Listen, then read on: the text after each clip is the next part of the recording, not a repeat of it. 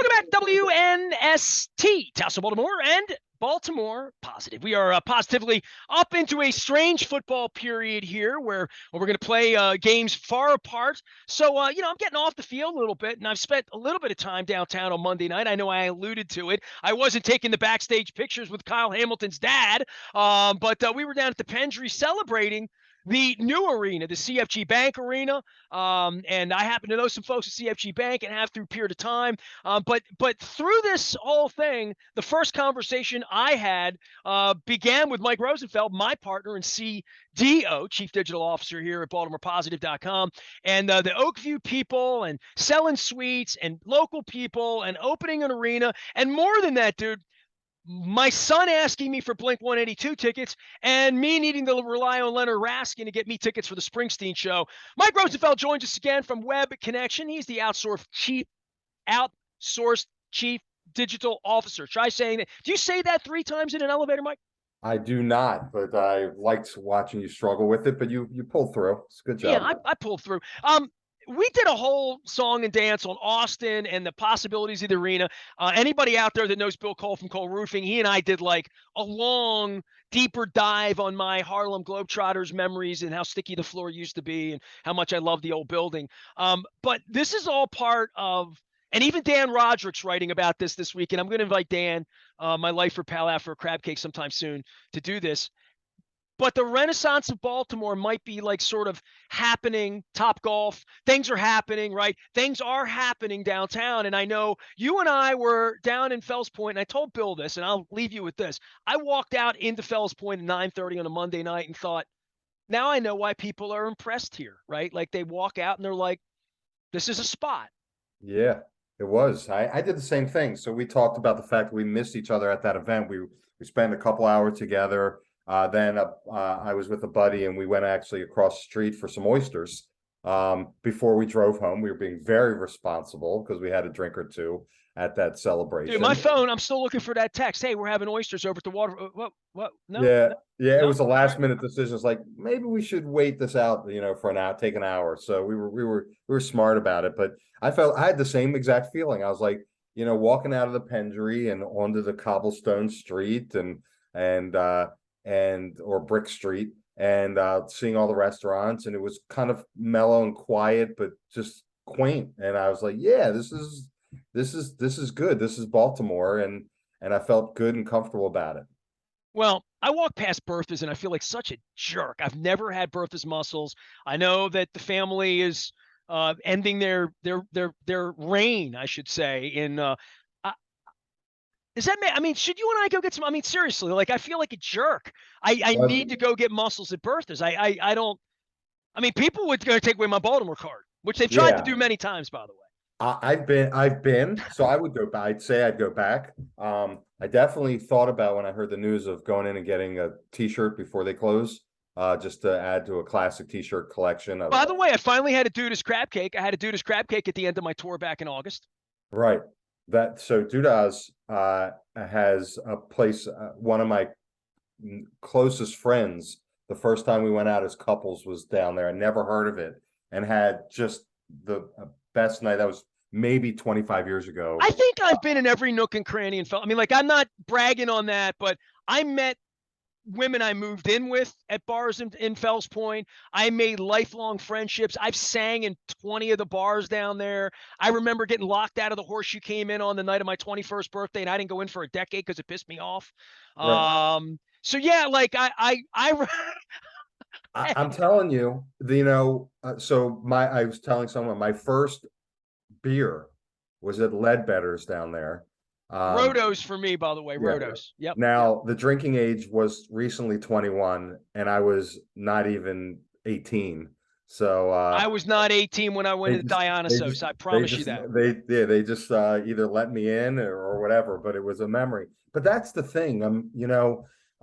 My youngest son graduated college and moved to Austin, which is an awesome city. No one's going to argue that. Came back to Baltimore for what we thought was just a blip, but has decided to stay here at least for a year or two. And he's discovering these locally owned bar restaurants in the middle of townhomes in every neighborhood in this city. And I think we as a city just don't know what we have or don't appreciate what we have. Or there are people who, like me, had their first beer downtown, but for whatever reason are county people and don't go downtown. And I think we as a city need to retell our own story and motivate those people who are somewhat negative on the city to open up their eyes and give it a chance. I had an idea. It wasn't, I won't call it an epiphany, but what if everyone, I'm going to say, so I live in the county, you now live in the county, but to your credit, you lived in the city for a long time. Oh my God, I'm in the city 3 times this week. I was down at the Pit Beef Festival all day Saturday, and I got Chad Steele threw me out, or I would have been there all day Sunday. Like literally, Right. right? I mean, if Chad Steele didn't do what he did, I would have spent all day Sunday there too. After spending Saturday there, after spending Monday night there, I mean, it boggles my mind. Like, there's no thought that I would move to the county and not spend three days a week in the city. It's Right. just I've been doing that my whole life. I did that when I lived in White Marsh.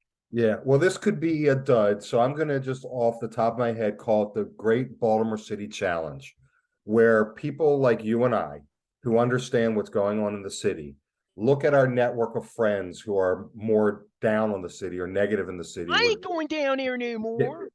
that person, Yeah, that okay, person. Okay. and say, you know what, I'll drive, you know, and I'm gonna find us a spot in the city, and just keep your mind open and let's go downtown and have a good evening And not as bitch about everything. as either friends or couples or whatever it is. And if everyone does, takes that challenge and finds a person, Dude, I'll meet you at Amici's. I'm there once a week anyway. right, I'll meet you at Amici's. yeah, It's not like I'm in there and they're like, "What are you doing in the city?" They right, don't even realize. Well, they all know that I don't walk over anymore. But right, I'd love to come down there and have trouble parking to get to Amici's, which is not a and, problem right now. You know, and and the reason I say offer to drive is because there's a segment of people in my network that are afraid to drive in the city or have an exchange with a squeegee boy. I Um, can take you the non-squeegee boy route if you that know makes you feel and better. and after the evening is done and we would have the responsibility of going somewhere where you're guaranteed, unless someone totally screws up, to have a good night. Just debrief and say, as you drop them home, did you have a good time in the city tonight? Was everything okay? Did you feel safe? Did you have any issues? And I believe there's a 98% chance that the answer is everything was good and went perfectly. And then maybe you ask them to pass that challenge forward Dude, and I say, should you have know taken you what? to the Pit Beef Festival with me. I feel bad. I Let me feel tell dirty you. for not taking you. Well, I was in New York. I was in New York at a wedding, and I kept hearing commercials and I'm like, I mean, The uh, band was great. The weather, you know where it was? It was on the Port Covington out in front of City Garage, right? yeah, I didn't I know don't know where what it the hell was. they call that park there.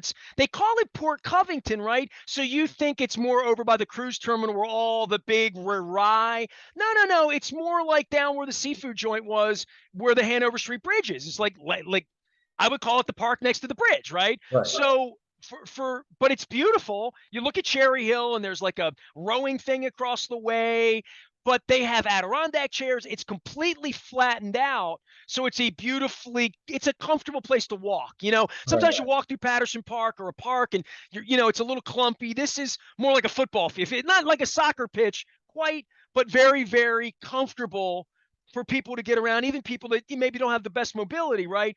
But you park there, you walk in there, it's fresh air. I needed a hat because it was so sunny that I was yeah. like a little squinty. But it was like a glorious day to be out in Baltimore. And I thought, why would I be in my basement in Timonium today when I could be here in Baltimore eating pit beef and drinking beer, listening to music? I hear you. I mean, that's another thing. Before the Roni or the virus, as I call it, the Roni.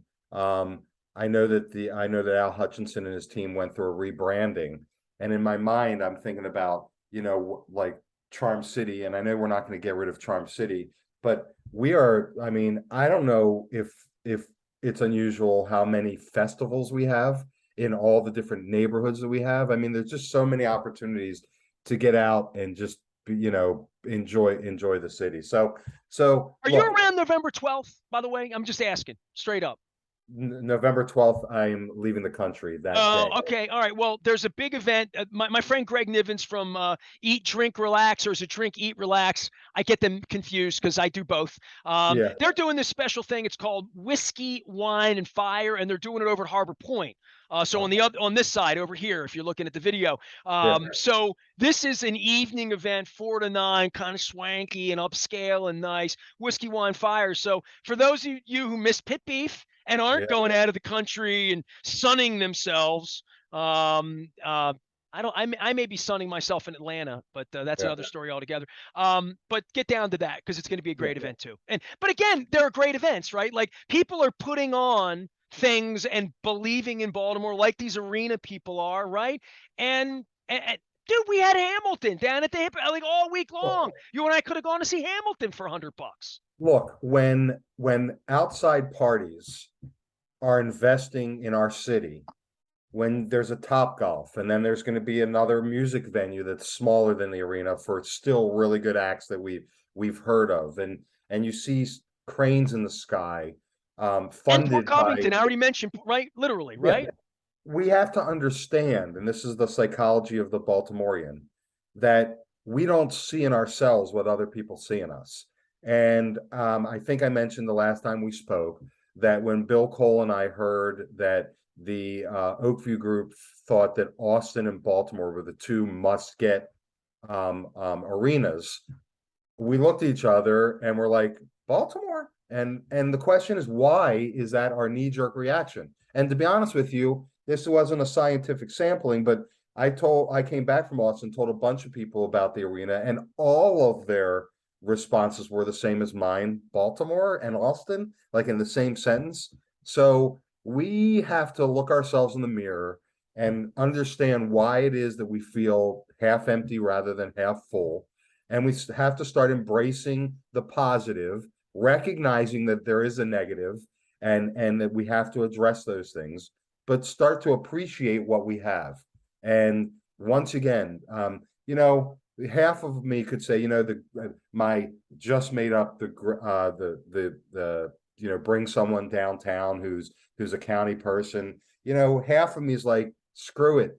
Let me just find the people who get it, who people understand the Oh, city. that's me, dude. I don't want to be Why should I hanging out with you on a Friday night and the why should I first try? bad thing that happens, or rat you see, or piece of trash you see, or pothole I hit, which I'm almost guaranteed to see one of those three, at any point. That's part of Right. being in a city. I don't You're want to say it's part of the desensitized. charm, but Yeah, that's right. I miss walking through the city. You know what I Right. mean? Like I'm enjoying my time outside the city, but there's no part of it where I think I drove past Arsh's joint on the way to the Pit Beef thing, right? The Right. big, whatever that big Alta, is that what it's called? And I Yeah. thought, I miss downtown. I miss Yeah. walking to Fed Hill. I miss walking to over to Amici's. I miss going to Pier 6. And I mean, I went to a couple shows and drove down, but and I don't mind driving in either, right? Like, so I get it both ways, but there is a part of me that people down on the city and stuff, and I'm like, what you just said, appreciation for what we have. I think if I was looking for a synonym for that and I put it in, it probably would say gratitude, wouldn't it? Yeah. I mean, and the only reason why I think it's worth the effort to get people to cross over from the county mindset of I'm not going into the city to having a great experience in the city is the more people we can get downtown, the more tax revenue, the more vibe, the more volume, the more stuff. I mean, the greatest and I the greatest number of visitors to Baltimore City are people from the surrounding counties. I mean, they can just get in their car and go there on a Friday night, Saturday night, for an Oriole game and all that, for what's about to start in February for a concert. And before the concert, I'm just thinking about this. I'm like, oh my goodness, I'd love to see.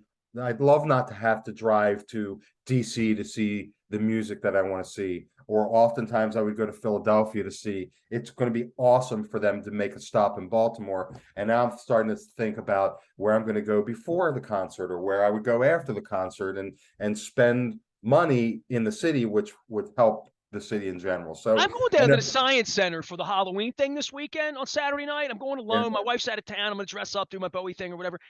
And like, there was a point for me that I thought, I wish I could just walk across the street like I used to. You know, that's going to be a little weird for me. And I did think like, could I crash on somebody's couch? Is there a you know, like that I could have a couple drinks if I wanted to. And it's not usually my nature to drink, mhm, especially not late, or just if I'm tired, you know, just want to just to wake up downtown again on like on a Sunday morning. I haven't done that, and you're gonna make me cry if I talk about this, right? Like right, literally, right? Like there is a point where like I can't stay away. And now this arena is going to bring me back. Enough, right? And the arena thing, and I'll let you go on this, but this was really something I hit with Bill that you and I didn't put our teeth into. And I talked to one of the executives there, Dan. He said there's going to be 120 nights that they're planning. And I'm like, all right, that's fine. Just give me 80. If you give me more than 81, that's more than the Orioles. And the Orioles nights kind of stink because the band's no good. right, Band's getting better now. yeah, Great, that's good. But that's the reason we built Camden Yards was to have the Beatles downtown 81 times a year. That was the whole idea. I was in on that. My right. parents' tax dollars, my tax dollars as a young man paid for that. So, dude, I got to let you roll. Mike Rosenfeld's my dude. He's my chief digital officer. Well, we're not done talking Baltimore positive, you and I. You know that, right? Sure, for Tell me what sure. a chief a chief digital officer does and what you do. Sure, I appreciate it. So web connection, we're outsourced chief digital officers. If you own a small business, you're tired of seeing your competitors killing it online, coming up in searches on search engines, having great ratings on Google, but you have no idea how to do it. You have a marketing person who's doing the best they can, trying to post things to social media, but there is no plan, there is no vision. That's what we do. We do it for small to mid-sized businesses. We price our model so that it's affordable for most small to mid-sized businesses, but we try to equal the playing field so they can be as competitive as some of their larger competitors that have more money and more resources so that they can win as well. So I appreciate you giving me the opportunity to discuss that. Mike Roosevelt's my dude. You can find him out at Web Connection. He's on front of BaltimorePositive.com as well very, very soon. I am Nestor. We are WNST, AM 1570, Towson, Baltimore, and we never stop talking Baltimore positive.